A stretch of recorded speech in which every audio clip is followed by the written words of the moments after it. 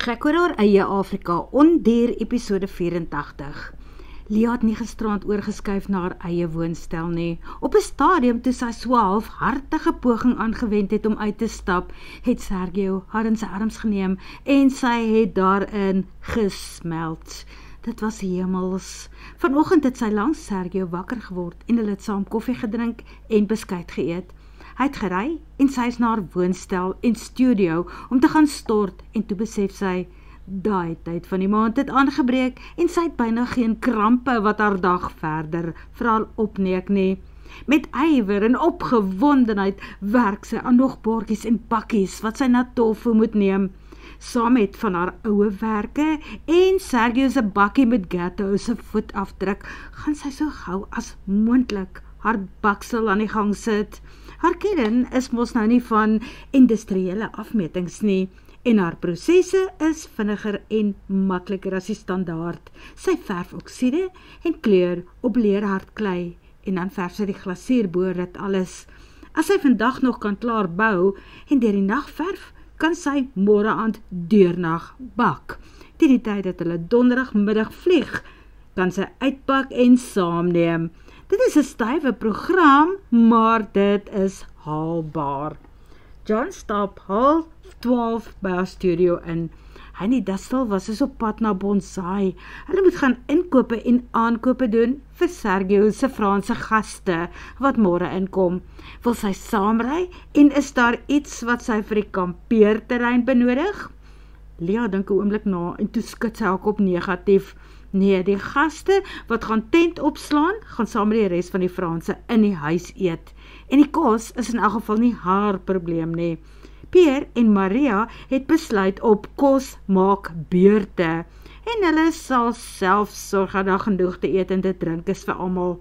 En ja, tannie Maria het besluit die man mag maar in haar kombuis kom werk tot tyd en wyl, solank hy net sy eie kook en eetgerei gebruik. Laatmiddag vlieg Aleid en Peer met die Cessna in. Lia wys vir hulle die bokse goed wat in ouma se kombuis was. Peer kan maar net skrop en vat wat hy wil gebruik. Daarna gaan skrop die twee opgewonde hulle nes in die ruim stoorwoonstel. Haya kom klok in om te sê dat die kampeerterrein se ablisieblok nou ook warm water het. Die gasplate is ook opgekoppel en al wat Lia moet doen is om môreoggend 'n ketel, bekers, lang lewe melk en alles om warm drinkgoed te maak daar te gaan neersit. Tee, rooibos en 'n verskeidenheid koffies. Goed wat sy al lank op groot maat vir haar woonstelle aangekoop het. Die yskas is nie reusagtig groot nie, maar met oupa Gonzales se aaklige vrieskas, wat mos intussen mooi skoongemaak en aan die geloop is, staan daar nou in die een hoek van die kombuisie 'n vrieskas, wat ten minste sal sorg dat daar ys gaan wees as die ouens met hulle koue drankies aankom.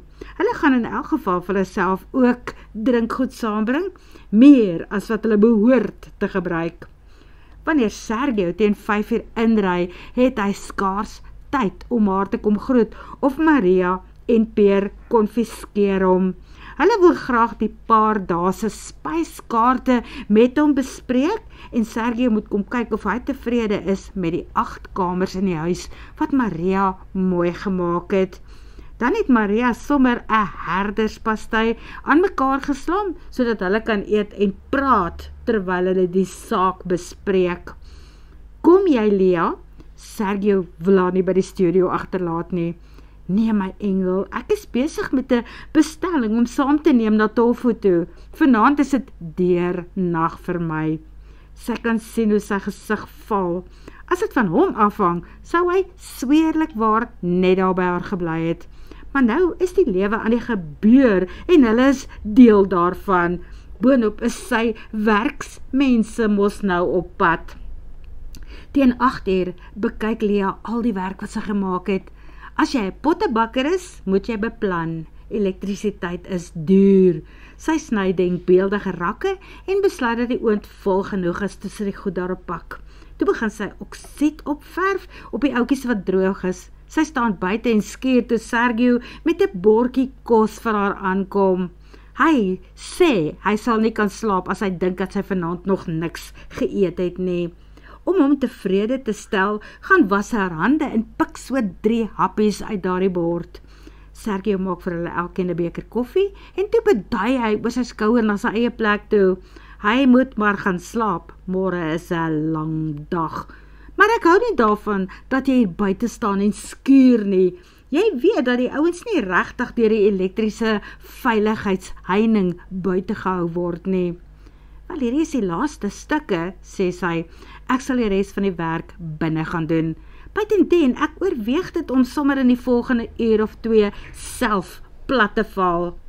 Dit stel hom soort van tevrede, toe hy sien hoe sy instap, die deur sluit en die bakkies en borde begin stofsuig. 'n uur of 2 is toe nie genoeg nie. Die horlosie hou net aan met stap, maar later sonder Lia.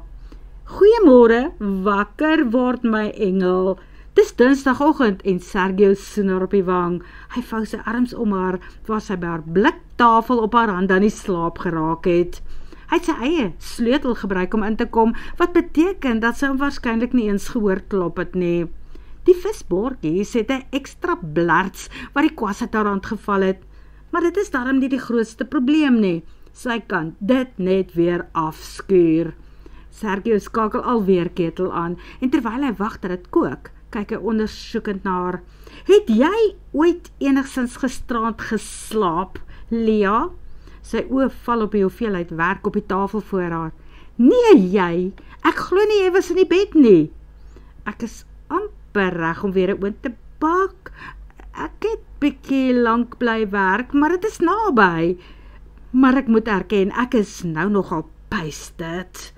Hy maak die koffie en sit die beker op die tafel vir haar neer en toe sê hy, drink jou koffie en gaan klim in die bed, sodat jy ten minste vir 'n uur of 2 kan slaap, anders is jy vanaand in die moeilikheid.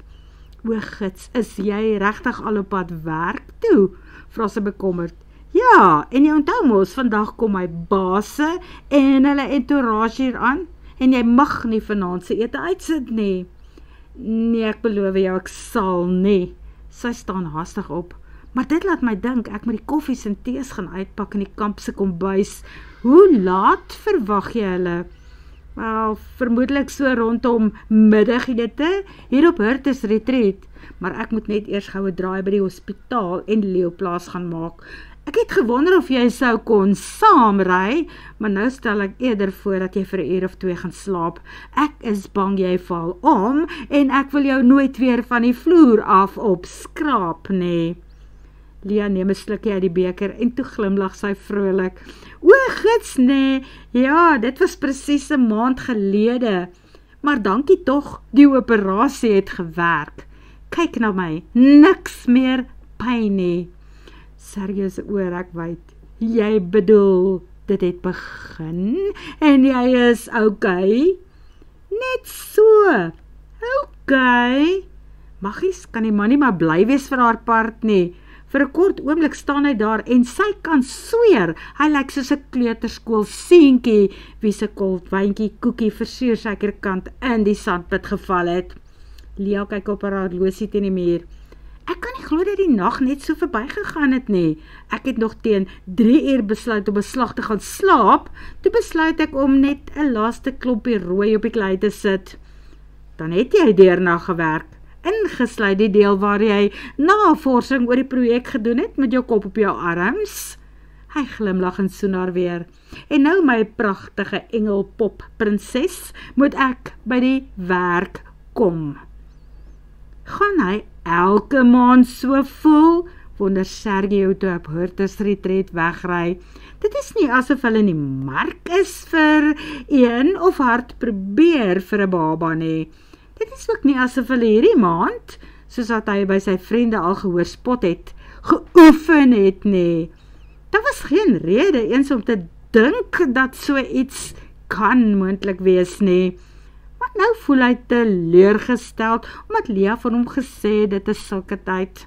Miskien het dit met Diego se simpel woorde te doen, toe hy Dr. Klets die babamaker van tofu genoem het. Dit is tyd dat hy eerder die voordele om sonder kinders te wees opweeg, teen die verpligtinge en kostes wat 'n kind sal bring. Daai emosionele kwesbaarheid. En as jou kind seer kry, raak dit jou ook, Sergio. As jy ver bly, gaan jou kind kosstoel toe of na ouma, die seer wat Lea waarskynlik soms moes voel, want dit is die nadeel van bly op 'n afgeleë plaas, soos hierdie van hulle. Nie dat sy voel dat sy sielkundige seer kry en hulp daardeur nodig het nie. Vir haar was dit normale, elke dagse dinge. Maar geldelike verpligtinge, kinders is nogal duur, besluit Sergio. Eerder gebruik hy en Lea hulle geld om die lewe te geniet. Hulle kan dalk gaan toer, oorseereis. Kinders kan hulle ouers seermaak en teleurstel wanneer hulle groter word. Ouers kan self hulle kinders ook seermaak en in die steek laat. Niemand is volmaak en onfeilbaar nie. Hy en Lea allermins. Miskien kan hulle met hulle onvolmaaktheden 'n goeie lewe daar sonder lei. Maar toe dink hy aan Katja en Dave se opset daar in Navarra. Met die internet kan jy selfs aan die ander kant van die maan gaan woon en 'n opvoeding en geleerdheid vir jou kinders gee. Geleerdheid is in elk geval ook nie 'n waarborg dat jy as ouer suksesvol was met die opvoeding en grootmaak van 'n lewe wat aan jou toegetrou word nie. Kyk nou vandag byvoorbeeld vir daardie Rory. Die jong veearts sit reg voor die aaphok. Hy bestudeer blykbaar dieregedrag met 'n bier in die hand. Rodriguez, vlieg Sergio die man in. As die Franse jou môre teen 10:00 met 'n bier in die hand betrap, is jy op jou alie hier uit. Ja, dis 'n regmaker na die naweek, sê die man. Dan is hy boonop gerook ook. Nee, flip het, besluit Sergio. Dit is beter om sonder 'n kind van sy eie deur die lewe te gaan. As sy pa hom byvoorbeeld 10 jaar gelede gesien het, saam met die leeu van Vangspang daar in die Kreerwiltuin, het hy hom waarskynlik ook onterf. Hy is nie lank by die leeuplaas nie, toe John hom laat weet dat die Franse pas daar op Hurters Retreat ingery het. Die groot wildbesigtigingstrok staan daar voor die deur. Tente gaan op in die parkeerterrein. Lea skarrel rond om seker te maak dat almal alles het wat hulle nodig het. Die kombuis is besig om 'n vingerete voor te berei wat Prins William van Engeland sal tevrede maak en besluit dat hy hier wil kom aansluit. En Sergio besluit om heeltemal op te hou om aan kinders te dink vir die res van sy lewe. Daarom is dit so ironies dat sy baase daar die einste Dinsdag aand begin praat oor nuwe ontwikkelings wat hulle oorweeg om daar langs die leeuplaas te doen. Hulle het nog 'n stuk grond bekom, een wat 'n buffer moet wees tussen die bewaringsgebied en waar 'n informele nedersetting nog geleë is. Waarskynlik die nedersetting van waar die meester stroopers vandaan kom. As hulle die gemeenskap daar kan ophef, kan dit dalk die werk net soveel makliker vir hulle maak. Kry hulle dalk die mense aan hulle kant, soos met nommer 1, 'n skool, graad 1 tot graad 3 vir kinders. Die dat ons hierdie keer 'n klomp studente saamgebring het, daai klomp daar in die kamp.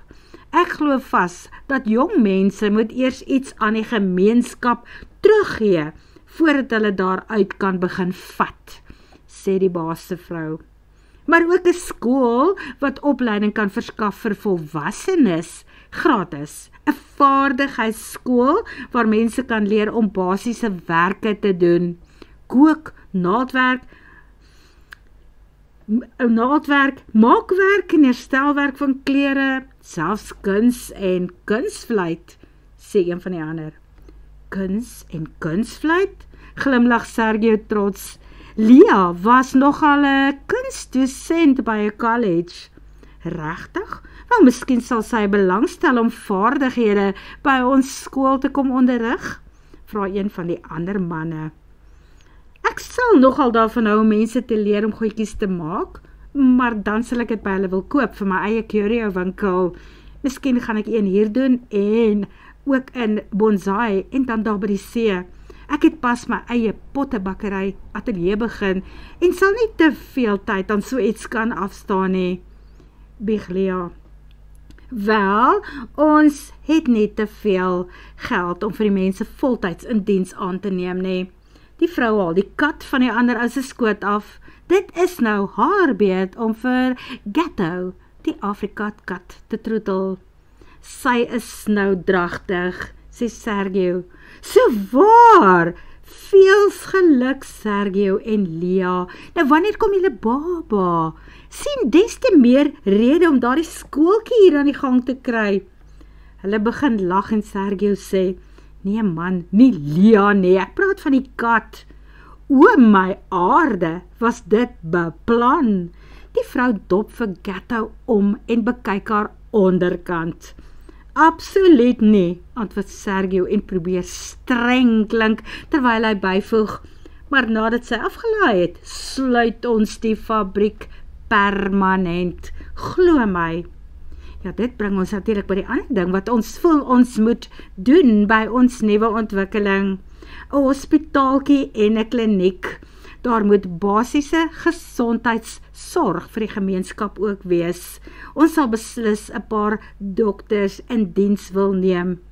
Hoewel, ek ken ten minste een so persoon, sê John haastig. Dr. Paula Danforth, miskien Dr. Sylvie Singh ook, hulle is op die oomblik in Bonsai. Wel, ek dink die mense van Bonsai sal baie van ons hou, as ons hulle dokters van die kliniek afsteel nie. Hulle het ongeveer 3 jaar lank nie dokters daar gehad nie, keer Sergio. En reken, intussen het hulle Chinese en Koreaanse dokters en selfs 'n grootbek Amerikaner daar gekry, kap John terug. En ek en Paula sal daarvan hou om mekaar meer te sien, sonder om elke keer so ver te hoef te ry. Wel, miskien kan ons hulle ook daarmee help. Ons het self 'n waglys van dokters wat werk nodig het. En jy sal nie glo waar hulle vandaan kom nie. Die man laat hulle 'n paar sekondes raai en toe antwoord hy self die vraag. Van Suid-Afrika af.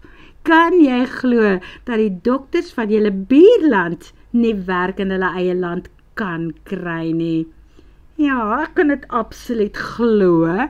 Waarom dink jy het ek en my vrou gekies om na ons huwelik by ons ouers hier te kom woon?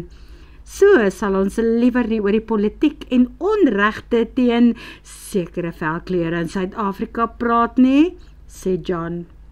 Na die vingerete gaan loop die klomp by Lia se ateljee in. Hulle koop van haar vorige werke en wens die nuwe goed is al klaar. En Sergio voel sommer optimisties vir haar pad oor haar toekomsplanne ook. Maar oor sy eie werk en die vergadering met die werkers en publiek môre daai kant, voel hy so bietjie van 'n beklemming. Daar is soveel kwessies wat nie net met beloftes opgelos kan word nie. En dan hang daar die skaduwee van die zombie-leeu, of liewer die persoon in die leeuvel, nog steeds oor die plek. Maar vereers is dit lekker om te sien hoe die mense in die kampeerterrein neskrop. Maria en Pierre werk so skarpperde saam aan iets wat uit resepteboeke kan stap. 'n Demper as mens dink aan die res van die mense wat in die omgewing woon en die armoede wat hulle dinge laat doen wat iemand uit die beskawing nie altyd kan of wil verstaan nie. En daar is dit weer, die kontras tussen Afrika op sy armste en Sergio se base, toe hulle vroeg woensdagoggend by die leeuplaas aankom vir hulle maandelikse besoek en vergaderings daar. Mense wat rondstaan en wag op aalmose van die rykes uit Frankryk. Vandag soek sommige van hulle kompensasie. Alfredo is eergister deur 'n leeu doodgemaak en heelhuids opgevreet. Kouse, skoene en selfs die gespis van sy gordel is maag toe. Hulle praat van 'n gedigte Manaar koalisie wat nou 'n skrikbewind daar in die omgewing voer. Dit is die eerste woord wat Sergio daarvan hoor en in sy kop sien hy weer die prentjie van die leeuspore wat saam met die Rampacha trappers geloop het. Daar het ook 3 vrouens en 1 kind verdwyn, vertel nog iemand. Hulle weet dit nie verseker nie, maar hulle dink die leeu's van die sanctuary vang mense hier rond. Wel, hulle sal die heining dan opknap. As die leeu's lastig raak, sal Dr. Martinez hulle verdoof en toesluit of wegvoer ver van haar. Sergio is moedeloos vir sy baas se part. Hulle gee 1 tree vorentoe en word 100 tree teruggeslinger. Jy loop jou vas teen 'n oorbevolkte Afrika wat nie na rede kan of wil luister nie, wat geen kompromis self wil aangaan nie, maar alles in oormaat terugverwag. Daar is een troos, goeie neus, vertel een van Sergio se baase toe hy spreekbeurt kry. Daar kom 'n kliniek en 'n skool hier op hierdie mense se voorstoep en 'n muur of heining so groot soos the Great Wall of China, wat jy self van die maan af sal kan sien, beloof hy. Ja, dit is hoogtyd, praat die klomp gelyk, maar daar is party wat bekommerd lyk. As die leeu's nie kan uitkom nie, waar gaan hulle inkom as hulle veldvleis moes gaan oes? Ja, stroopers tussen die klomp. Maar daarmee sal hulle ander plan maak. Vir die gemeenskap wat nou deur die kliniek bedien gaan word, sal hulle 'n klein boerderytjie aan die gang kry, besluit die Franse. 'n Paar beeste, 'n klompie bokke, varke en hoenders, en eenmaal per week kan hulle met potte kom staan en elkeen kan hulle vanaf die proviant ontvang. Daar sal sakke meel ook wees, maar slegs vir die wat nou in daardie dorpie bly. 30 geregistreerde gesinne waarvan hulle weet. Dit is 'n moerse waagstuk, dink Sergio.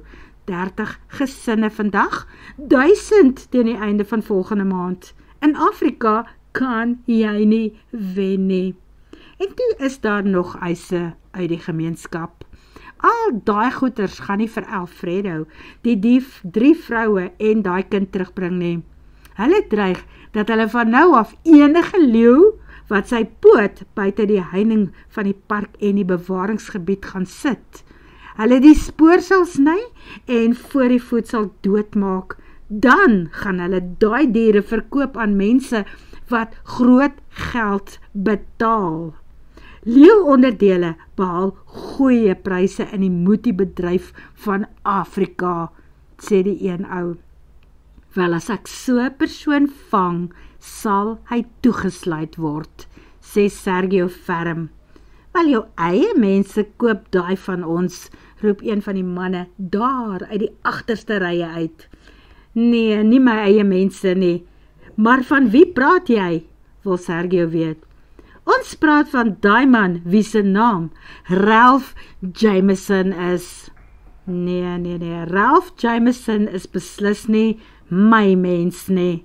Buitendien, hy is intussen gevang en hy is verhoor afwagtend in 'n tronk in Suid-Afrika. O nee, maar dit is waar jy die fout maak, Dr. Martinez. Ralph is terug hier in Mosambiek. Hy is hier vir al meer as 'n week. Baie van ons mense het hom al gesien. Hy is soos die gees van die donkerte. Jy sal hom nooit binnekant by die tronk kan hou nie. Hy was al hier en hy was in Tanzanië in die Lindi distrik met sy rooi en wit vliegtuigie. En hy het klaar gesê, bring vir my al die leeu's wat julle kan doodmaak. Ek koop dit alles by julle. Word vervolg.